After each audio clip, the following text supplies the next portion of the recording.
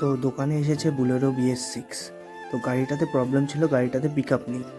Customer ভেবেছে গাড়িটাতে clutch pressure প্লেটের সমস্যা হয়েছে, হয়তো ক্লাচ প্রেশার প্লেটটা খারাপ হয়েছে বলে পিক আপ হচ্ছে না। তো আমরা চেক করে নিচ্ছি, চেক করে যা দেখছি যে এর ইনটেক লাইনের পাইপটা ফাটা আছে। এই দেখো, পাইপটা এখানে ফাটা আছে। তো পাইপটা থাকে ইনটেক লাইনে এই জায়গায় পাইপটা লাগানো থাকে।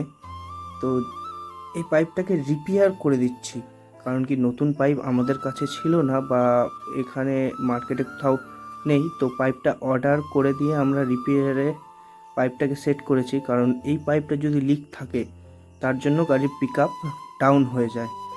তো এখন দেখো ট্রায়ালে এসেছি, ট্রায়ালে এসে গাড়িটার পিক আপ যে আগের মতো ছিল সেরকমই হয়ে গেছে।